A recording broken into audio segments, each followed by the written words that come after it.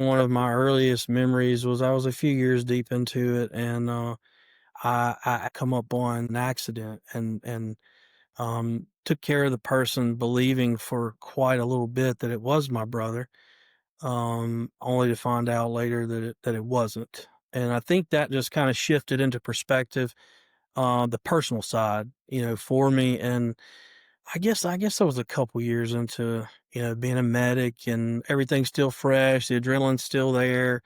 But I guess that's where it really became kind of personal to me. This is A Silent War Within, the podcast dedicated to confronting the unseen mental health battles carried by our first responder and healthcare heroes. This show is about real stories, real struggles, and real ways to survive the storm and come out stronger on the other side. For too long, stigma has kept you silent. But this is your space to bravely break that silence, share vital insights, and build a community where your well-being truly comes first, because your service deserves unwavering support.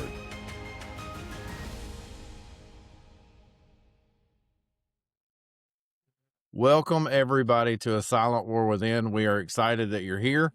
I am very excited to have our guest today because he is a close friend of mine and somebody that I work closely with in a professional sense. I'm so excited to have him. He has been in EMS, critical care, nursing, you name it. He's done it now in leadership. So we're extremely excited to have Calen Murphy. Calen, tell us about your current position and tell us about how you kind of drifted into this EMS role and nursing role. How did it all start for you? Oh, thanks for having me, Kevin. So I'm senior program director for a hospital wing, over 5 bases, and interact, with the flight team as well. I guess it all started out just in college there in Northwest. I had to take the EMT class as extra credit. My first semester in, kind of got hooked. I'd actually been accepted in nursing school um, the second semester, but I took the EMT basic class, got hooked, decided to go to medic school, worked as a medic for some years there, went to nursing school, and then the rest is the adrenaline addicted history. I think majority of my career, all except for about 3 years in there, were wound care, case management, and a couple other things were involved. Good. Just kind of took a step back. Yeah, I was a regional wound care nurse for a home health company for about three Okay. years. But past that, man, yeah, it's been great. Flown for well over a decade, and then found my way into leadership. Base medical manager there in Oxford for Hospital Wing 7, and again now I'm program director again, senior program director over Hospital Wing. So very fortunate. Very. It's hard to believe, when you look back, it's been that long, but as they say, just blink, right? That's right. What year did you start? Uh, 2003. Wow. Yeah. Wow. I started in '07, so you were before me for Yeah. sure. That's wild. So tell us about your early days. How did you get into it? When did you start to see that, like, oh, this job is fun, but it has its very serious moments that kind of start to weigh heavy over a course of time? When did you see that first interaction with, I guess, the emotional trauma that we kind of carry, sometimes unannounced and definitely not celebrated?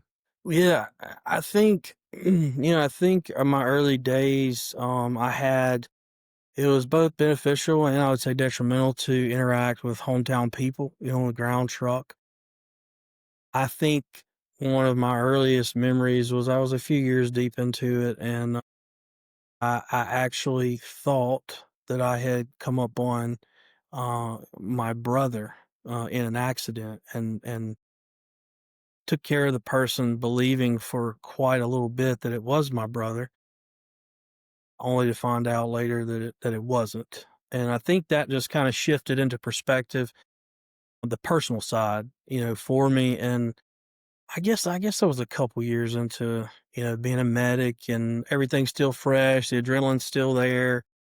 But I guess that's where it really became kind of personal to me, and the Yeah. first realization of humans, right? Oh, Humans, yeah. lives, and it's very personal to people on the other side. So Um, that kinda hit me a little bit there and changed my perspective a pretty good bit from that point forward.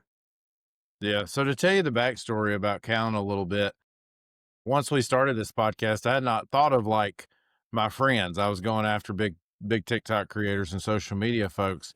And he and I sat down and had a conversation that was what, well over an hour. I mean, probably more. Yeah, And definitely. he just shared some stuff that I was taken aback by. And I never looked at him, I guess in that light would not be the right wording, but I had never looked at you as kind of that softer side. I had not seen that softer side of you, that emotional toll that we talk about so much on this show. And I No, think that once I saw that, I was like, man, he's just yeah, like me, you know, for sure. tough, rough exterior. So can you share some of those calls that you and I talked about that day? You don't have to necessarily name names or anything, but kind of, Yeah. So I think, a few of the calls that I've had, I obviously, won't go into in necessarily detail. Some of the flights that I've had obviously hit, personal.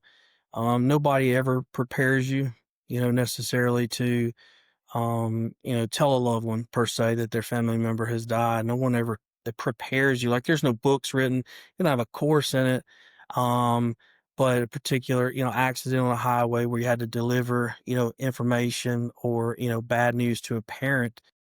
I can, remember specifically those emotions, like really just kind of having that gut check moment, like yet again, recentered on, and this is real, right? I mean, still, pumped on adrenaline, but I can remember the interaction with the parent, mm, and having children of my own, seeing my own, not only my own mortality, but my children's mortality and family members' mortality in that second in a life cut so young was it was more than more than I had really prepared for. And my partner and I, which again won't name names because I don't have necessarily their permission to discuss, but we had been working together, flying together for many years, and we had another right after that. We had a we had a really bad call and had a patient expire on us during transport. And one of knowing my partner for years, like I had, I felt the heaviest I've probably ever felt in my career. And, we always talk about it, like, especially in the flight industry, you always talk about, "Hey, are you good? Are we good?" We got all these acronyms. "I'm safe," "Are you good to fly? Are we good to go?" And I think that was really sort of the first, time that I had felt, like, really clear with myself, like, "Hey, I'm really not good. I'm not very good." And something just spawned in me because I could see my partner's disposition was different, and it just occurred to me to ask him a simple question, which was, "Hey, you know, are you okay?" And he took a second and looked at me and he said, "You know, no, I'm actually not okay. And I need a minute." I was like, "Yeah, like me too." Right? mhm. And I think probably one of the most humble moments in my career for sure, because here is someone who I've looked up to for my entire career, that I've flown with, for some years, and that I've also been on the ground truck with for many years, who, um, actually you rewind back to when I started my career with these guys, we didn't talk about, really how Mhm. we felt. So now we're in this moment together. So I was a little bit hesitant to even, ask the question, but that's sort of the culture that we operate in this industry. But I had up until that moment, I think I had sort of touted the fact that, oh, I'm good, or Yeah. I'm good, right? There's nothing, I can take it. I'm great. Um, but yeah, pretty heavy moment. I would say a pretty humbling moment. Just the realization of we're human. Things affect Mhm. us, and that we're carrying all this with us most of the times. So what's the backside of that look like? You go through that, you think to ask. And I want to point out that one of the things that I really respect that you did and that makes all the difference in the world. After you run a heavy call like that, there is so much weight to the words, "Are you okay?" Now, we've talked about that so many times that those words carry so much weight in particular situations. And I think that what you did was you admitted just by asking him that I'm probably not okay, but I want to check you first. Right. And then once you gave him the opportunity to not be okay, to admit, "Hey, I'm fine," or not, one way or the other, Right. it's just so easy to run through that. But you've been doing this for 25 years, and I think that's a very interesting point to hit on. And the reason that I say that is because 25 years, and I had to learn this the hard way about 7, 8 years ago. I had one call that I carried and carried and carried for a very long time. And one of the things that I did was I just shoved it further and further down. Well, eventually, all the other things started to pile up too, the life situations, the bad calls, whatever it was.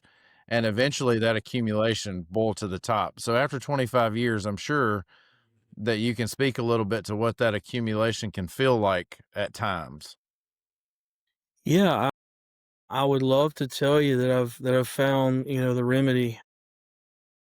I would I would be very honest with you and transparent to anyone to say that it's definitely cost, me a lot. I didn't have very good coping strategies at a young age. I didn't have, very great coping strategies, just a few years ago. Um, and I think that, until we all started really talking and focusing on mental health and the impact that this career has on us. And I'll tell you, I didn't really know that until I was having a conversation with a pilot one day, and we were talking about, I have some friends in the military who, suffer from pretty significant PTSD being overseas and different things. I was talking to him about first thanking him for his service because I was always very appreciative for anyone that has served and, Yeah. for our freedom. And I was talking to him about that, and he just kinda stopped me, and, he said, Callan, he said, I don't think you guys really realize, talking about you med crew, I'm not sure you guys really realize how messed up you are." And I was like, "What?" So he's like, "Yeah, man, like, we go and we do all these things, and you guys come back here, and the first question you ask is, you know, uh, what are we gonna do for lunch?" And I guess up until that moment, I never really thought about how much we normalize, right? The abnormal. Most of the time, we see 3 to 4 events on a daily basis that most people don't ever deal with in their entire life. But it kind of got me thinking, yeah, from the beginning part of my career, I never had a conversation with Mm-mm. anyone not Mm-mm. asking me how I was okay, not asking if did I feel good after the call or, if things went south, how was I handling it? In fact, it was almost taboo, right? You were seen as Mhm. sort of the weak guy if you weren't able to handle your stuff. And that was kind of that was really kind of the culture that, I cut my teeth in. Now, my grandfather was, a drill sergeant Marine. He sort of being in that environment with him and raising, I was, a little bit adjusted to some of that tough love Mhm. type of environment. But yeah, and then career begins to progress, you see people, taking their lives or substance abuse and all the different things that go along with that we see with, the mental issues that come along with the career that we never acknowledge. But, now we're seeing more of that recognition come online and really asking, now you evolve into a culture to where you have a partner who you're not afraid to ask, "Hey, are you okay?" Right? Um, so no, I would say from where, 20 years ago to now is probably a pretty 180, pretty Mhm. a 180 flip to where, it was back then to where we are now. Do you feel like that's a good thing? Yeah, I do. And let me tell Um, you my motivation behind asking this because I was having a conversation with the fellow EMS responder, and he made the statement that he did not feel like this was necessarily a good thing. He thought that we were caving into a softer generation versus continuing to portray this toughness that we've had all these years. Well, I would go as far to say, I mean, everyone's going to have their own perspective, right? I mean, Mhm. that's what I tell the teams all the time, right? You know, perception overrides intent and everyone's perception. But I would say that we're acknowledging what's always been there. I don't think that I don't think that the substance abuse or anything like that has necessarily increased over the years. I just think we're now talking about it more. Yeah. And so, you know, it's like you just because you turn your back to a problem, you know, doesn't mean it's not there. Doesn't mean that, you know, you're this is going to go away. I think we're just now acknowledging the fact that, hey, this is traumatic. Hey, this does have, you know, long-term effects on people, that I think we're just now beginning to see, you know, and really kind of dive into. But I don't think we're making a weaker generation at all. I Mhm. think that we are actually probably prolonging, careers, because people aren't afraid to not be, not be okay. Like I tell guys all the time, it's okay to not be okay, right? Mhm. Um, and I think that when you have that cognitive offloading to where, you know, you didn't get the save per se in the human life that you were trying to take care of, that you just kind of offload that, right? And try and take efforts to heal from it versus just trying to ignore it, right? Because Yeah. it's still there. It's still there. But I think definitely talking about it, acknowledging it is a much, much better path. Yeah. And you and I were part, and you before me obviously, but you and I were part of a generation, and we talk about this often, that clearly had its time of antics and all the crazy stuff that we did, and the way that we kind of lived life back then. And it's always funny to for us to be together. And I constantly say, I don't know how we have lasted long enough to be leaders in any organization, but Right. but it really shows a good bit of resilience on our part to have lasted through some of the traumatic things we've seen and had to do and taken part in. So, how'd you get to the chair you sit in now? What kind of transition was that? Hmm.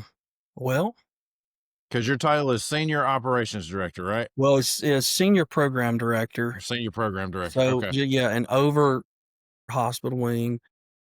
Well, it started when, you know, hospital wing used to be not for profit, and then, you know, Medtrans acquired us and was a great transition. But it provided an opportunity, there at the Oxford base for a base medical manager. Great position. And it was my first real full shouldered on, you know, leadership role. And I learned a lot, but, you know, I believed in a philosophy that if the people are taken care of, the machine oils itself, right? Another thing I got a chance to do in Oxford was to demonstrate the change I expected to see. I wanted people to pick up extra shifts, so I worked, you know, and I dug in, and, you know, I just displayed the example that I wanted to see, you know, out of the guys, and the guy and the ladies and gentlemen there on my team who were phenomenal group of people. We had a lot of growing pains, had a lot of, you know, had a lot of things to learn from. But I think that canvas set up, sort of the path to where I am now. I guess 4 years of that, just in all the staffing shortages and how I Mhm. sort of handled, you know, a lot of that. But it really wasn't. It's still the credit to the team, because once you build a great team, I mean that all the credit really goes to them. So Mhm. when this position came open, I didn't wasn't exactly ready to stop flying, but I was sort of told, you know, that that was sort of a requirement. So, um, and I believe in it, right? I believe in the safety culture that we have, and I think it's phenomenal. We've got an amazing culture, but I found my way in here, um, and just still trying to do the same thing, right? And I think that throughout, when you go back and talking about, am I okay? We always talk about in this industry, like, are you good to go? Everybody's good, or, where are you mentally? And I used to always tell the guys all the time, is like, if you can't hang whatever you've got going on that fence before you come in at the gate, then you don't need to be here. Right. And that culture is one that we have here and have always strived to keep. And a couple of times in my own life, right? I was at work when I shouldn't be and recognized that a lot of, some things going on in personal life I just shouldn't have been at Hmm. work, and I left, mainly because I didn't wanna be a safety risk, but, to the team, but I think, finding my way here has just been trying to just, keep the people first and just try to always demonstrate what you expect to see out of your teams. I always tell people the servitude or the leadership or whatever the pyramid is, people often get it backwards. They think that the higher, positions that you take, the more people serve you per se. And it's exactly the Exact opposite. opposite. Yeah. Yeah, it's the opposite. I mean, the pyramid is in reverse. I mean, the higher you go, the way that it should work is that Hmm. you serve more people, you are, a humble servant of your team. So, and it's the way that I view it. But no, I'm thankful, and I really, you blink, I can remember sitting in an ambulance with one of my old partners, and I can remember seeing a, helicopter landing. At the time, no one was hiring medics to fly, and I can remember looking at the helicopter, telling my partner, like, "One day, man, one day I'm gonna fly in that helicopter," and I actually did. But must have been a good journey. I'm Yeah. very thankful for sure. And one of the things that I've had to learn over the last year or so, leadership carries its own kind of weight. It's different when your words have so much value and your words carry weight and you make decisions that affect people's lives. That's a very hard way. How do you deal with that mental burden of being a leader? I think that's something that's not discussed enough. Well, I'm still learning every day, to be honest with Hmm. you. Um, I try to, I would say I try to disconnect, but I can't, as well as I should. Same. I would, I think I need to develop a little bit, better tactics for that.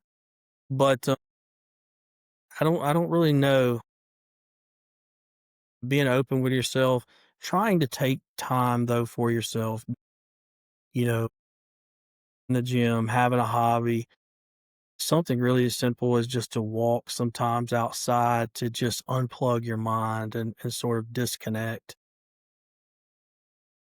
I recently went to my daughter had a band night and something as simple as, you wouldn't believe because I don't necessarily I mean, I'm not great on crowds, ironically, but I'm usually pretty withdrawn on my time off. But something about just being able to unplug and sort of Hmm. like being able to pull away just a little bit from work, I think I had a heavy realization just how important that was. And I've got a friend that's he's always told me that over the years, man, you've got to figure out an outlet, in a way to sort of tap out for a little bit. And I think, recently I've figured out just how much I need that. Yeah. Yeah. It is super important. One Yeah. of the, when I was writing, so I always send out an episode guide for every episode. And a lot of it is me having conversations about what I want the episode to look like with my AI. So I'm going back and forth, talking, getting response, talking, getting response. And one of the things that I talked about is how lonely leadership is sometimes. And from one sense, yes, it's lonely. You don't get invited to breakfast with the crews a lot anymore. You change shirts when you walk in a room. Sometimes you have the scatter, sometimes you don't. But one of the things that I've found in leadership is that if you can plug in with the right set of people, like you guys, the team we have over here, even some of the stronger staff, leadership has not been a lonely journey for me. I've come to your office numerous times and just, hey man, what's up? And Absolutely. Yeah. that's just part of it. So that helps relieve my mental burden of some of the load of leadership is having others around me like you and your co leadership team Yeah. that I can look up to and walk in and go, man, this sucks. Yeah. No. Yeah, and I think, and that's a piece that we're kind of restructuring too, and you guys have, and you're exactly right. Having like-minded people to be able just to sit down, and if you think about it, right, in its own form, even though like right now, I'm not sitting the seat and flying and taking care of patients, but it's still our own way of checking in on one another, right? Mhm. Hey, are you okay? Right. Or, hey, I'm not really doing okay with this, or seeking, some clarity. So it has its checks, but no, you're exactly right. It does. I think that was probably the biggest challenge for me going from being part of a crew to, a Mhm. leadership position was that disconnect because Mhm. for all of my career, I had been involved in some form of team dynamic, right? In every aspect, and still part of team dynamic, but it was just different coming off the flight line, because there's such heavy camaraderie there, amongst the team. So, but no, you're exactly right. Having surrounding yourself with like-minded people and just being able to build. And I always say, from biblical, right? Iron sharpens iron. I always say steel sharpens steel. It's just my Mhm. own thing because it's carbon added to the iron. But, yeah, I mean, I think it's huge. I think you have to have it, right? Yeah. For growth and accountability. One of the worst, man, had to be one of the worst weeks of my leadership journey so far. And I always say that I'm a student of leadership. I don't ever want to not be a student of leadership. Something I'm still learning, but one of the worst weeks of my journey so far. This guy right here called me and was like, "Hey man, you all right?" Because I know it's been a rough week, and that kind of thing means the world to people, and it goes to the same way when just like the situation you shared, the same way when we ask somebody, "Are you okay?" You're giving that permission to go, "Man, this is not good. I don't like any of this," Yeah. and I think that's what we needed to keep the conversation going. So, like we talked about, and I like putting it in this perspective because I pick on all the older guys that they're older. Um, but you've been showing up for a quarter of a century. for the for the person who's listened, who's got 4, 5, 6 years and is already beginning to get burned out, uh, what do you say to them? What does sustained resilience like ours look like in your opinion? Well, I think you have to have conversations. I think first it's our job as leaders to know and hopefully to be able to catch our team members before they get to that point. Just as important is it to bring up and say you're not okay.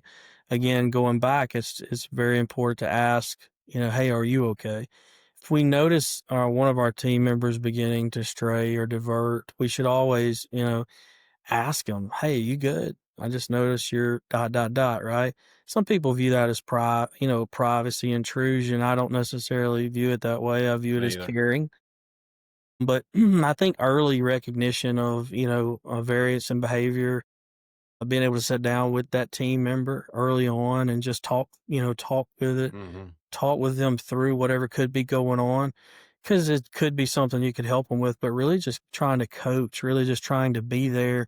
A lot of times I've found that just, showing up, right, and just sitting down and something that is really troubling them could be, um, something very, very minute that we could help with immediately.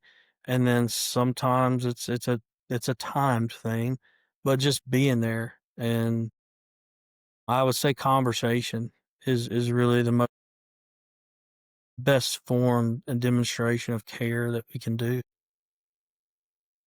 You've also been in some type of leadership position for a while too. What do you say to a guy like me who's in it for 10 months, who's like, man, this sucks? Like, what's the mentorship, the unofficial mentorship that, even you probably unknowingly have over me? Like, your words carry weight with me personally. And, what do you say to that young leader who's just getting their start? Well, I honestly, I would say, just like everything else, it takes time. Leaders, just as well as any other position, Hmm. you grow with time, and I think that mm, that's really something that we forget. A lot of times people expect leaders to step into positions and just automatically, right? Yep. You're armored up, Yep. you've got the You're sharpest ready. sword, the You got most picked. power. You're it. Yeah, yeah, you're it, right? I mean, but it's a developmental process just like any other position. And it takes time. And it does. And you're gonna make mistakes, and Yep. that's okay, right? And it's really going to that person, just like we talked about, that support structure or that, accountability string that of people that you may have, like, "Hey, man, this is what I did, and I messed this up and I fumbled," and hopefully that would be in your structure, and then they can guide you. Knowing you have the support of a leadership team, to me, has always helped me grow, and I've been fortunate enough for the last, I can't count how many years, but since I took, my position as a BMM, my direct leader has just been phenomenal, and my entire leadership chain, I feel like, has always been supportive, and I think that to me is what helped me grow, is just and being open with myself, right? And being open with my team and just saying, "Hey, I messed up," or, "Man, I don't know how to do this," or, um, "I have no idea," right? Hmm. And getting that advice. But yeah, I am thankful and fortunate enough to be part of a great, great leadership group. And my even though he hates the word, my boss is he showed up for me more times than I Yep. can ever imagine. And ever we don't even have enough time left in the day for me to tell you how many battles he's been there for me, through. So, and that's where it goes back to just being there, asking the questions. Hey, you good? Hey, I've noticed this or I've noticed that.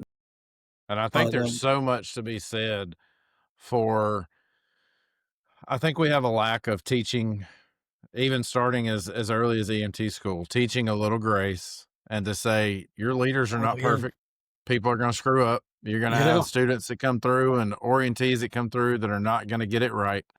yeah, And there's a little bit of grace to be learned by everybody. So if you're listening to this and you're part of a med crew somewhere, maybe you're on a helicopter, maybe you're on an ambulance, maybe you're in the hospital, yeah, there is certainly something to be said about showing a little grace to your leaders because they're people too, and they're going to screw up. yeah, yeah.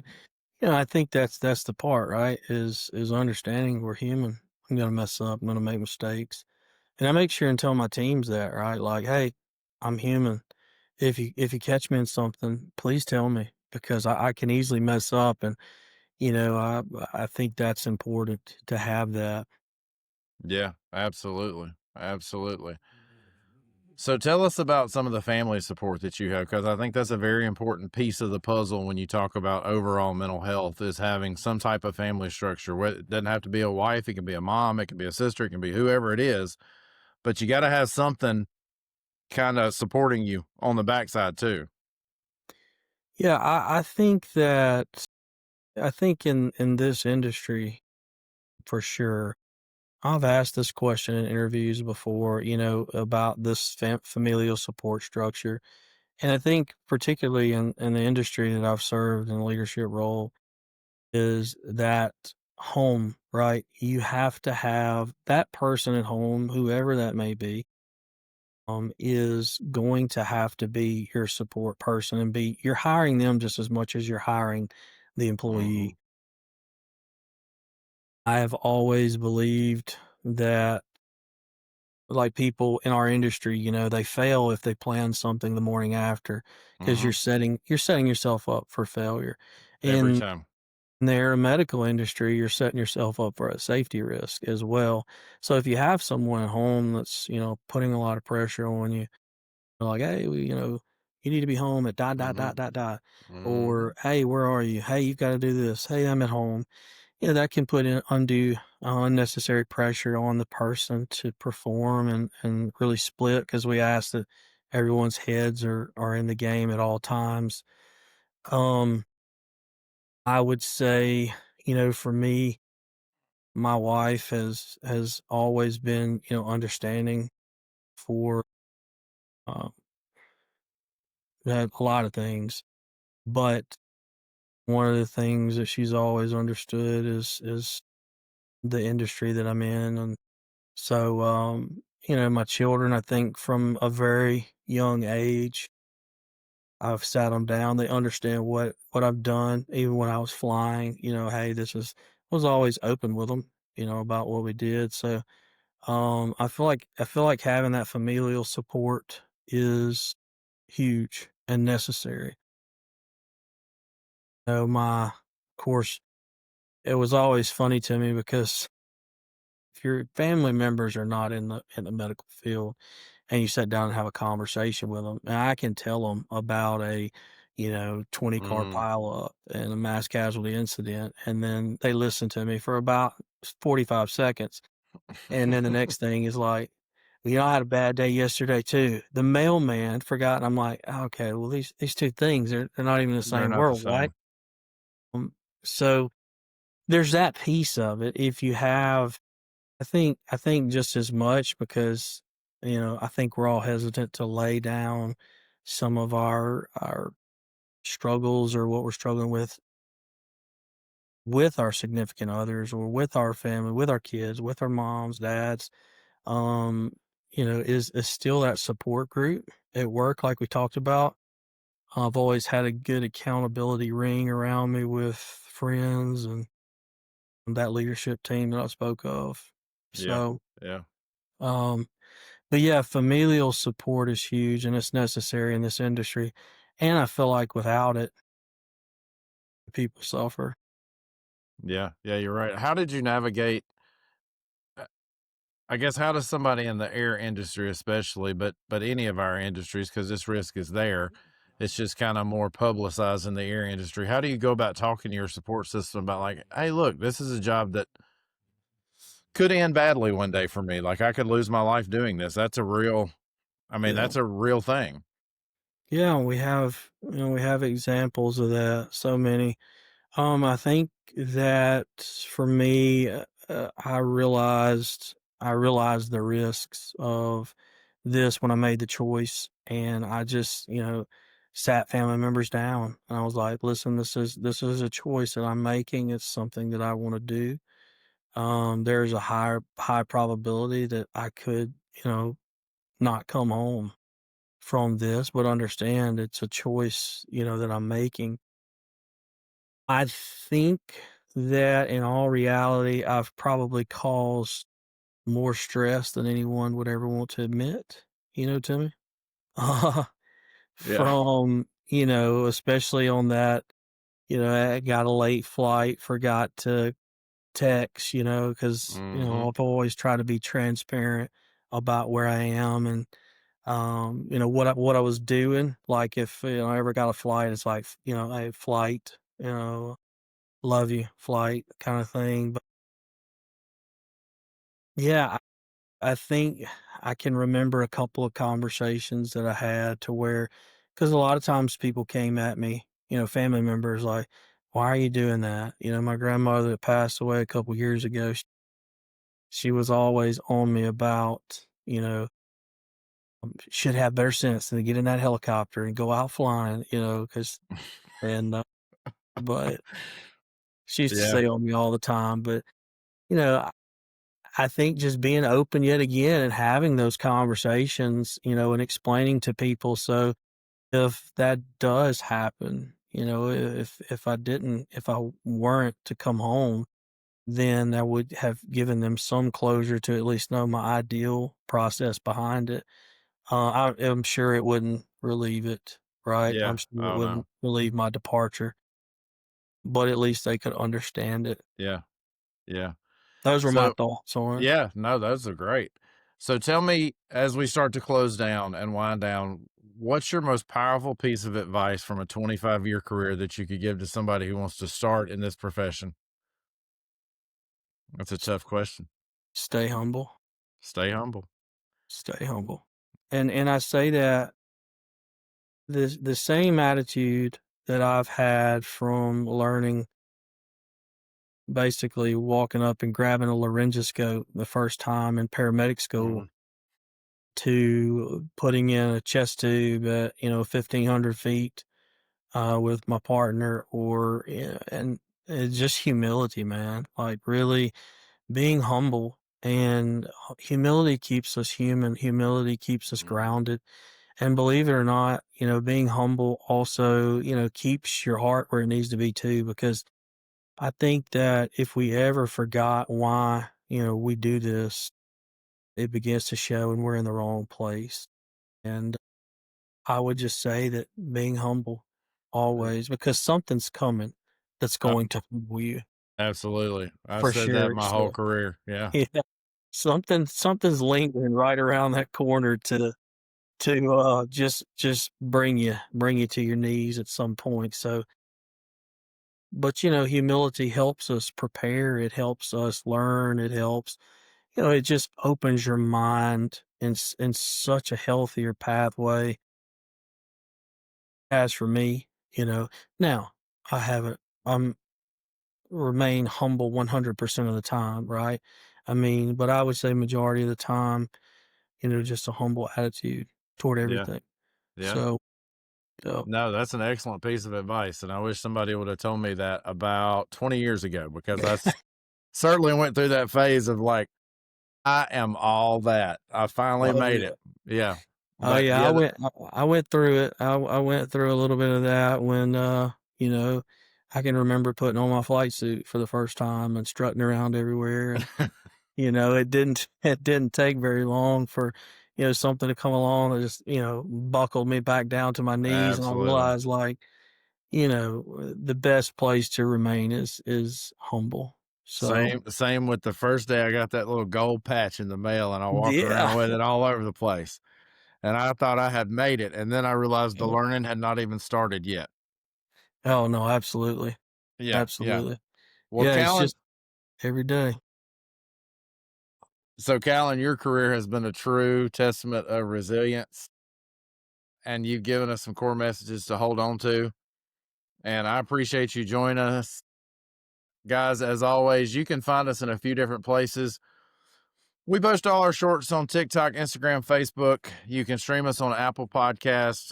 The video version gets put on Spotify as well as YouTube, so you can watch us there. A few other international podcast sources. We were actually streamed in Australia and Italy the other day, which I thought was kind of cool. You can also join us at our website. We've got a newsletter that we're working on that will start to come out soon.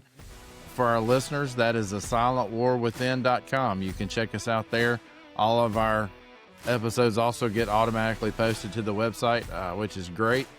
And of course, I really hope that you have enjoyed this as much as I have. I thank you for joining us. Thank you, sir. And as always, guys, if you're listening, be safe, take care of your mind, and we will talk soon. Bye, everybody. You've been listening to A Silent War Within. If this episode resonated, please subscribe, leave a review, and share with someone who needs to hear it. Remember, you're not alone and your well-being matters. It's time to end this silent war.